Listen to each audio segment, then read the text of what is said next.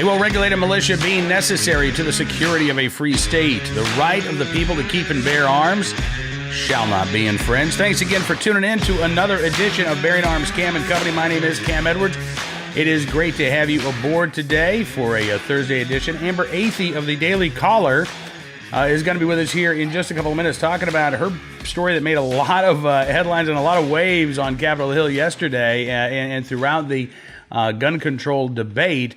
Amber reporting on this one-pager that the Attorney General had brought to Capitol Hill, asking lawmakers to take a look at. The White House, when this came out publicly, started distancing itself from this proposal, which is an expansion of background checks for private sales of firearms. And it apparently received a pretty chilly reception on Capitol Hill from some of the lawmakers that were talked to about it. You've had other lawmakers who were not approached by the Attorney General who've also now come out and said, not interested, including Nebraska Senator Ben Sasse, who office says that has no interest in supporting something that could lead to a backdoor gun registry. So what's going on here on Capitol Hill now? You know, the White House is officially stepping away from this proposal, saying that this did not come from us. This was not an official White House proposal. The Attorney General trying to make it clear that, listen, we're just talking with folks, just kind of banding about ideas. Spoke with Amber Athey of the Daily Caller to get the latest on what she's hearing out of the White House and in Washington, D.C. Take a look and a listen. Well, Amber, I'm glad you could join us today. Boy, you raised quite a stir yesterday with your reporting. Yeah, I sure did. I was surprised at the response. Well, I mean, we've seen the White House kind of back away from this pretty clearly. The Attorney General and a member of the White House staff on Capitol Hill, they were now, I guess, floating this idea, but we're told that President Trump has not signed off on this, that this was more a matter of discussion than trying to sell a particular proposal. Right. I think what happened here is that the White House Legislative Affairs Director Eric Ruland and Attorney General Bill Barr were trying to put this idea out here to the more conservative Republican lawmakers in Congress to see what they thought about it, because ultimately they would be the real roadblocks for any meaningful gun control legislation. But their mistake was having a tangible piece of paper with them that was then obviously leaked to me and reported out with the details of the Manchin-Toomey proposal, which would basically apply background checks to any gun sale that is advertised commercially, regardless of whether or not it's being sold by a federally licensed dealer. So once this piece of paper got out there, the White House and the Department of Justice were obviously stuck as having pushed this proposal. And then you saw White House Deputy Press Secretary Hogan Gidley start to backtrack, say the president has not signed off on this, that this is not a White House document, which could be true. It might not have been created by the White House, but the reality is that one of their principal individuals was, in fact, handing this out to members of Congress to see where they stood. So it looks like they probably got a pretty chilly reception while trying to push this legislation from the conservative members of Congress, and now they floated it. It didn't really go very well, and now they're backtracking and saying, well, actually, this wasn't the real proposal to begin with. So what real proposal is there, if any, right now, Amber? Yeah, that's the thing. There really isn't one. The White House, obviously, since the El Paso and Dayton shooting, has been talking about wanting to take action on gun legislation, but they haven't really offered anything concrete. The president himself has changed his mind several times on the issue. First, he was talking about red flag laws, which is something that's championed by Senator Lindsey Graham. Then he backed off of that when he sent that tweet out about Chris Cuomo apparently would capture a red flag because of his response to being called Fredo.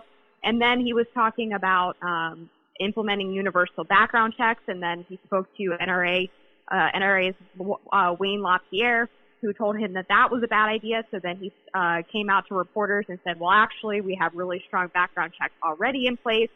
And then yet this week, they have another proposal out that's similar to the Manchin-Toomey legislation. So really, the White House is all over the place. And the problem is they want to both simultaneously look like they're taking some kind of action on the issue, but they also don't want to alienate President Trump's base. which obviously are huge supporters of the Second Amendment. And it's going to be really hard to thread that needle and find some type of legislation that's going to appeal to both of those types of people.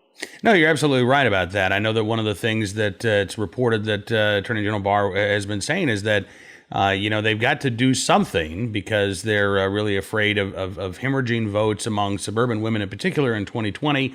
So that's, while you're trying to grow that support, at the same time, you're right. You want to hang on to that base of support among Second Amendment supporters who, did not vote for Donald Trump because he was the least bad option, right? They voted for President Trump because they believed that he would protect and strengthen their right to keep and bear arms. And it is going to be difficult to thread the needle, particularly if, what ends up being offered is basically a half measure that doesn't appease gun owners or doesn't appease gun control advocates, and it doesn't excite gun owners, which is what I think that proposal that was floated yesterday, I think that was the result.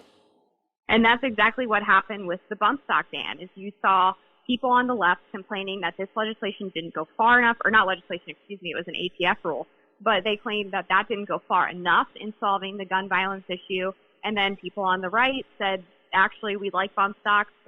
We don't think that they should be banned because they were, legal additions to a firearm. And he alienated a lot of his supporters by doing that. And that looks like it could be the same issue with the legislation that was being floated the other day.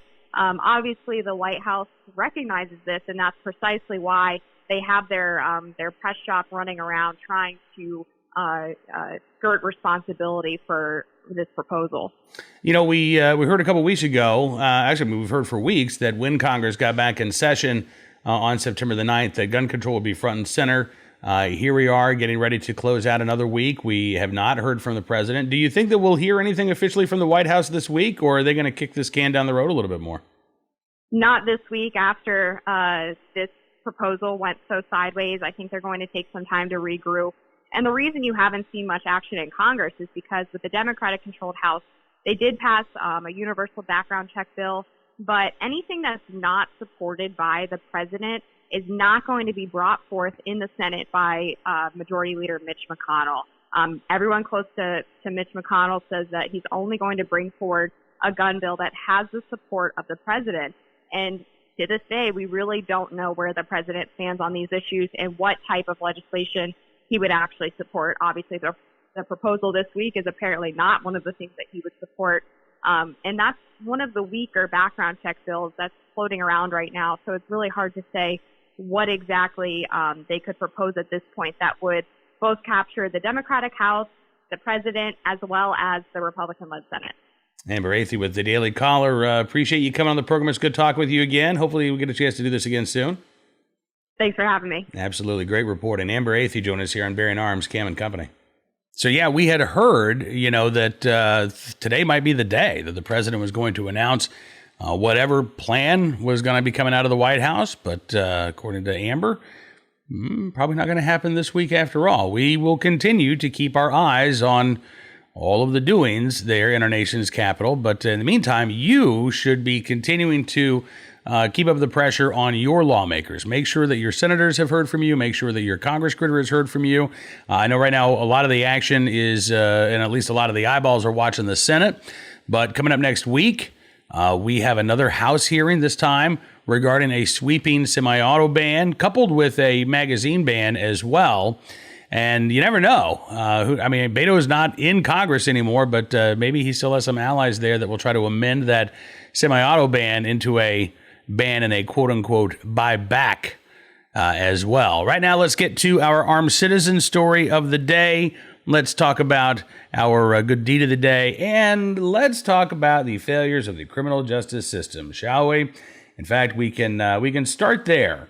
A story out of the Milwaukee Journal-Sentinel. Young man, by the way, I thought this was a watermark on this guy's face. No, that's an actual honest-to-goodness tattoo. A very unfortunate tattoo on the face of James Dudgeon, who has now been charged with criminal damage to property after vandalizing a statue there in Milwaukee. 21-year-old also arrested, or at least also been identified but has not been arrested. The statue honors South Milwaukee wrestling legend Reggie Lasowski, according to the Milwaukee Journal-Sentinel, and it was vandalized back in August. Mr. Dudgeon, James Dudgeon, individual arrested for this crime, apparently is on probation for armed robbery.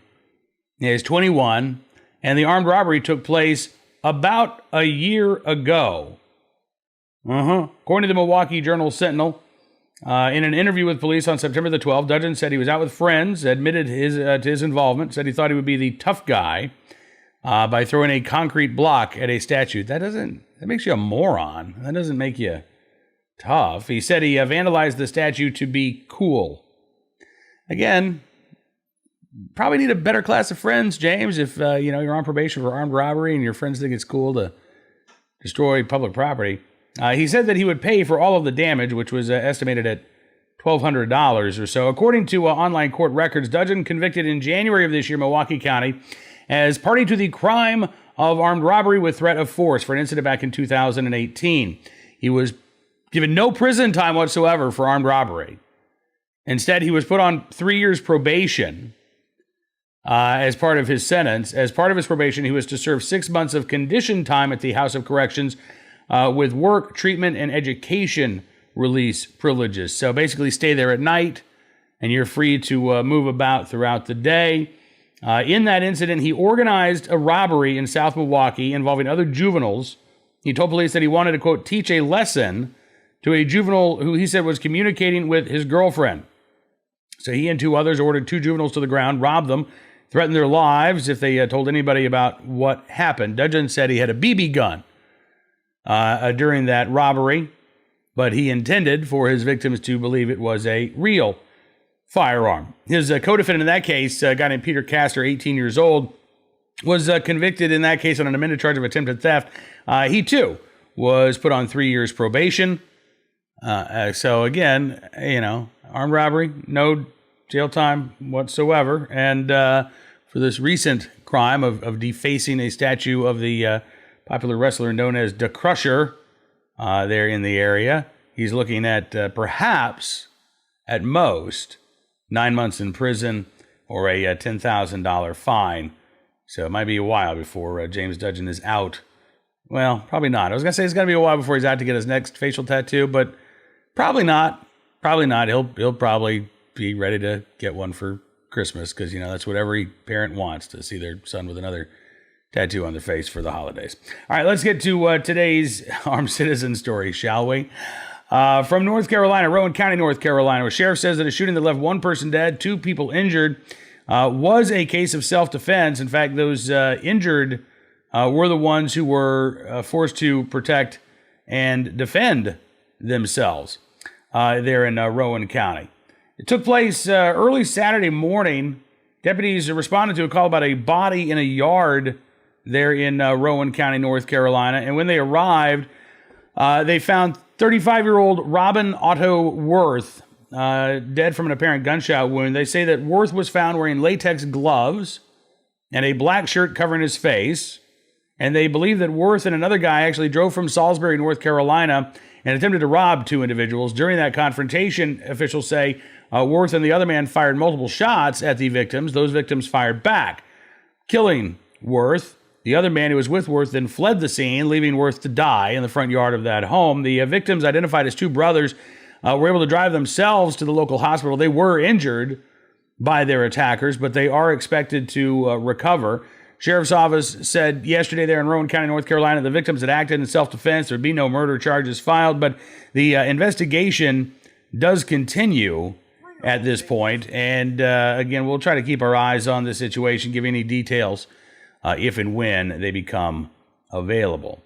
Finally, this afternoon, we've got a good deed for you from the great state of Florida, Hernando County, where a Hernando school resource officer ended up saving the day and the life of a student in a very scary situation. This was a Tuesday at a elementary school there in Hernando County. Jayton Thomas, who's a 3-year-old pre-kindergarten student there at the elementary school, was eating breakfast and ended up choking on some food. Thankfully, Deputy Christopher Downey was in the cafeteria and was able to spring into action. He said you could see that he wasn't breathing. He was still conscious, but not breathing. He was trying to get the object out, but he couldn't. He said, I administered the Heimlich maneuver on him, which got the object freed enough you could hear him. Not giving all of his secrets, but one of the things that he's excited about, he makes a he sound, the deputy said. So he made that he sound, so we knew that now he was getting air. School nurse ended up calling the young man's mom, and she is now calling Deputy Downey a hero. She said, thank goodness for this man.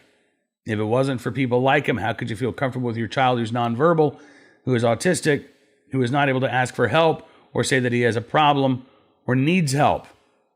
Deputy Downey, by the way, says it's the first time that he has had to perform Heimlich on anybody. He says, when I was stationed back at Fort Hood in the early 1980s, he said, I was given a medal for saving a soldier's life in the... I'm sorry, did I say that this was the first time? No. So this was not the first time. So back in the 80s when he was at Fort Hood, he actually saved the life of a soldier who was stationed there who choked in the cafeteria. He said, so I've actually used these skills more than one time.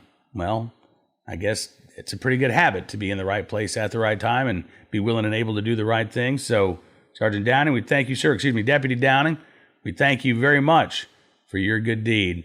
And that is going to do it for this edition of Bearing Arms Cam and Company. Thank you for being a part of the program today. If you like the show in a podcast form, don't really want to stare at the beard, I get it. That's all right. Not everybody wants to. You can subscribe via Apple Podcasts, via Spotify, Stitcher, townhall.com podcast. If you do like taking a look at the beard, well, then, of course, you can subscribe to Town Hall Media on YouTube each and every day. You get the freshest, most current Bearing Arms Cam and Company. We'll be back tomorrow with the latest out of Washington, D.C. and the latest Second Amendment news and information from all around the nation. Thanks for being a part of the program today. Have a great rest of your Thursday.